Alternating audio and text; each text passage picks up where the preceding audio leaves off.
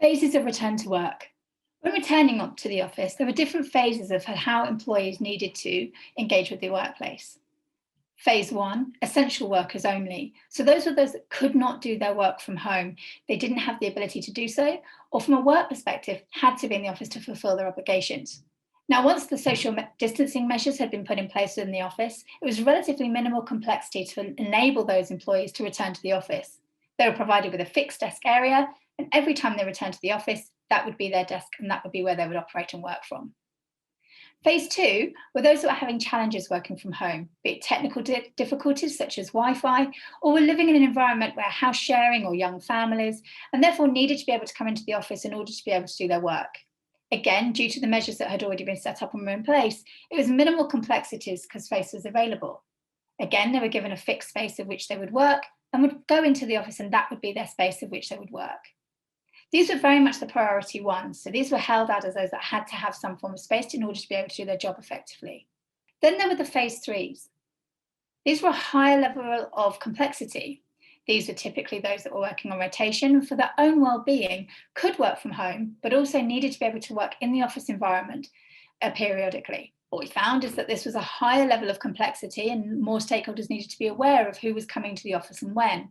For example, often needing approval from the line of business, HR often involved from a track and trace perspective to understand who has been in the office and making sure that if there were any COVID symptoms shown at any point in time, isolation protocols could be put in place. But also from a workplace perspective, what space was available and how is that managed when it's on rotation? Typically, you would see a setup similar to this. You have some areas of which were held, so there's red dots, stating for social distancing measures for those that were coming in and needed a fixed space. So this is very much your phase one and two, your priority one employees. The pink section being those that are on rotation. So having some desks available for those that are coming in on that rotation basis. So these are your phase threes. What we've noticed is how there's been a level degree of higher people wanting to come in from the phase three perspective. This has come out of more lockdowns and having those higher restrictions, therefore a higher need to want to come back into the office on a periodic basis. Therefore, planning for that and making sure that space available for these is taking a higher demand on time. For example, if we look on the left, we can see the red dots dictating those would be the fixed. So the phase one or phase two employees, there's their fixed space. Showing in the pink dots on the right, this is showing the kind of space that might be needed now when you think about those phase three returns.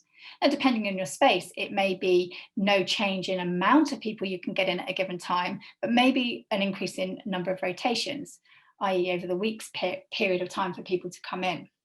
All of this needs planning and thinking now of how that can be supported. One of the key things to think about is try and making it as admin easy as possible.